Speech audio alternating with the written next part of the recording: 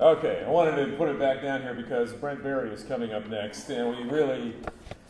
Yeah, you might have heard of Brent Barry. He's an NBA analyst. He was raised in the Bay Area, and I take it by that it means down along the Gulf Coast. He attended school... It says here he attended school on a regular basis, at least until he went to college at Oregon State on a basketball scholarship. And then he somewhat frequented class, graduating with a degree in sociology, which was immediately put to work on his first job after being hired, the first real job out of college, when he was selected 15th in the 1995 NBA draft. Known as Bones, he spent 14 years in the league, was part of 2 championships with the San Antonio Spurs right here, and he has lived in San Antonio for 10 interesting years of his development. I should say that also after his presentation here, there will be the 15-minute beer break. So when you give him a big hand at the end, then you can go drink. But, Alamoya, you still have any of the beer or are you out? He has no idea. He's been drinking beer. So, all right. Please welcome, a warm San Antonio welcome for the petite Brent Barry.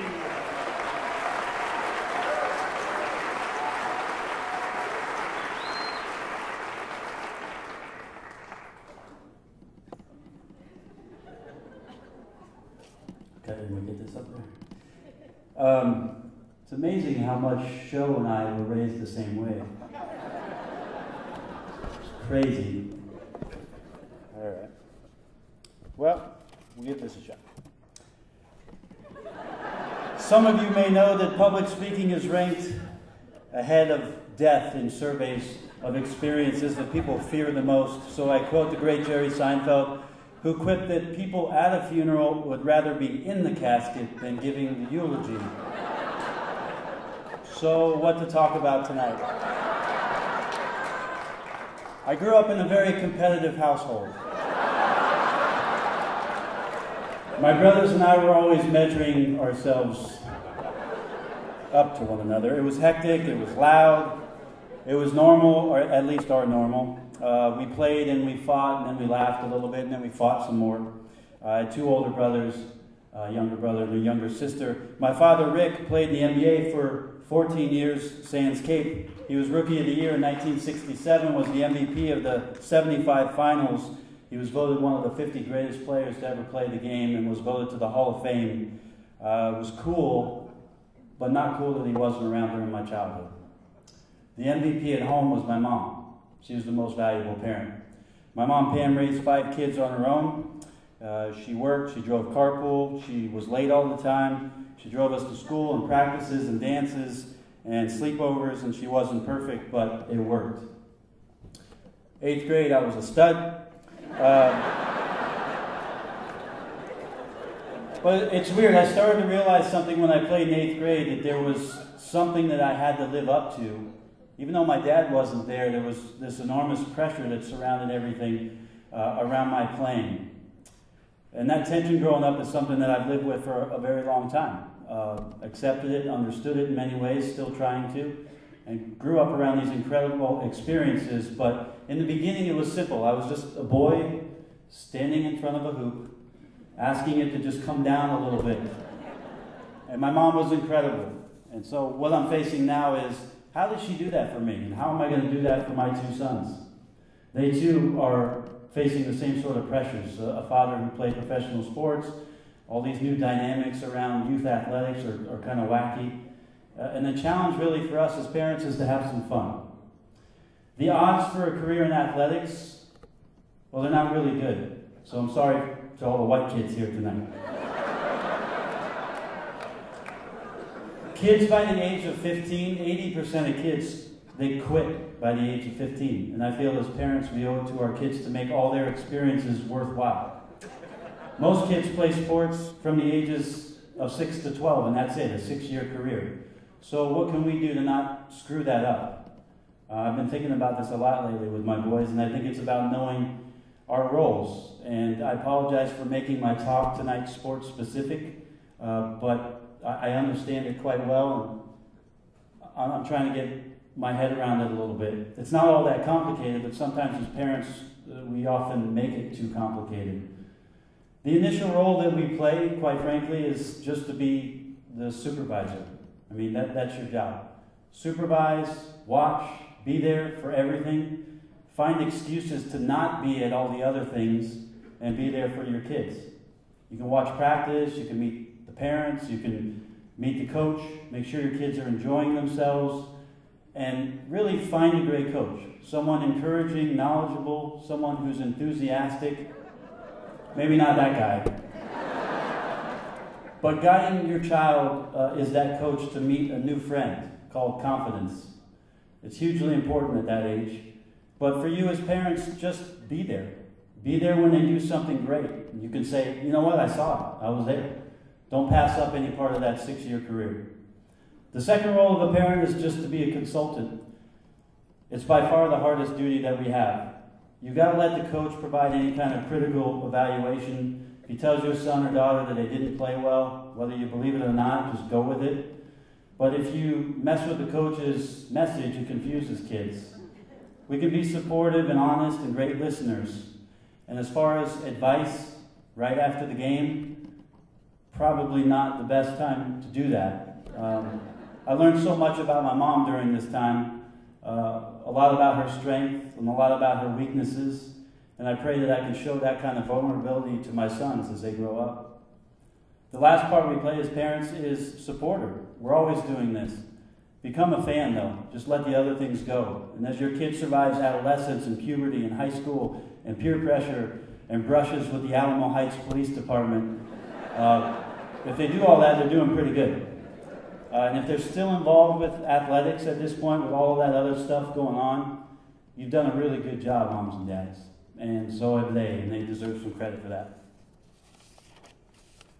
Adult expectations are at the root of how things turn out with regards to your kids basically having a great time being kids, playing or not. There's so many specialized options to turn to within every sport nowadays, it's crazy. Like personal batting coaches, travel teams, even trainers for kids under 10 years old. And most of that is just misguided attempts to accelerate a process that may not even occur or even be enjoyed for that matter.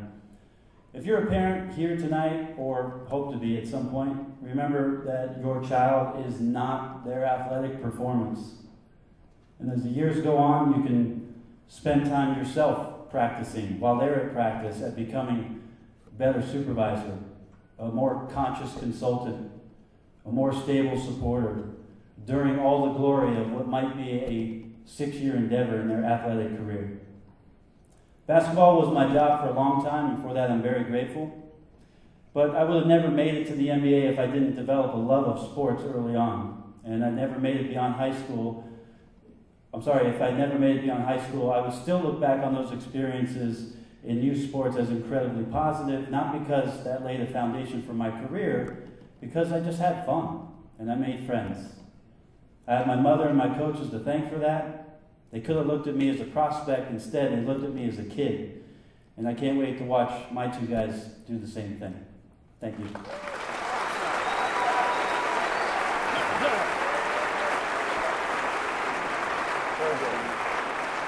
Okay.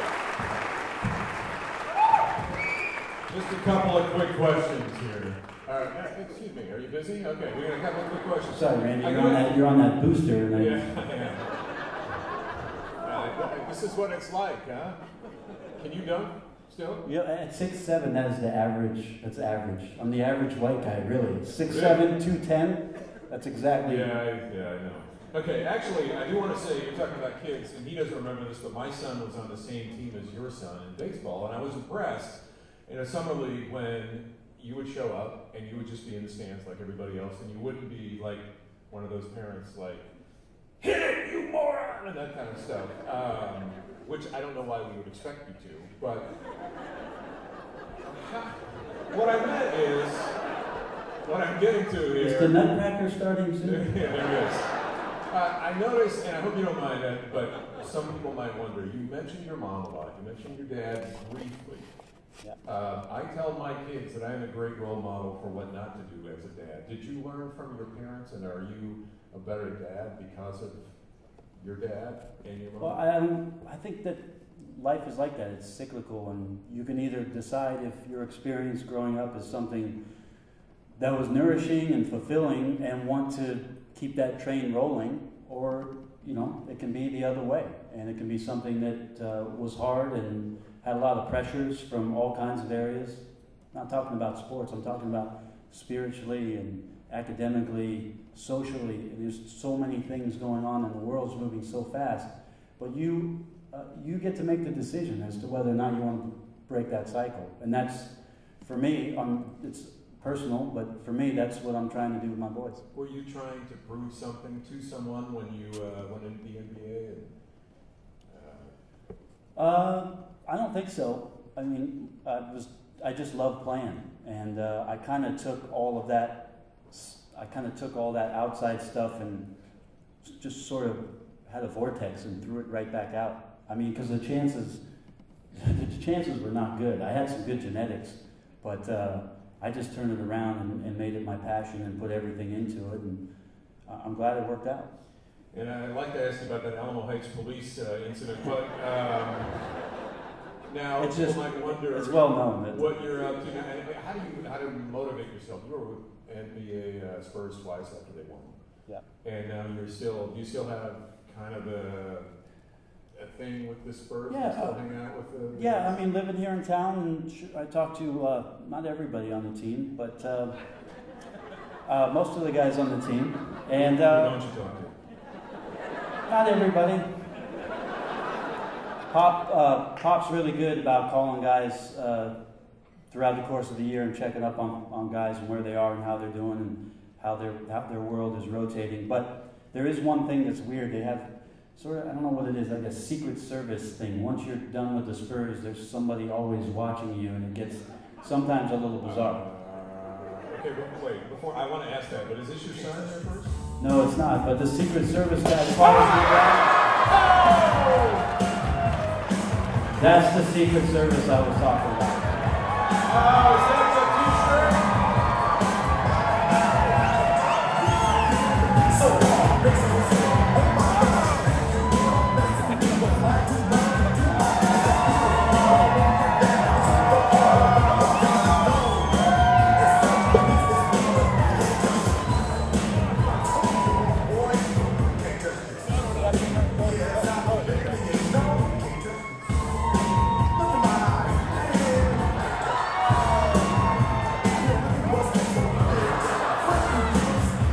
Hey Coyote, can we get some beers now?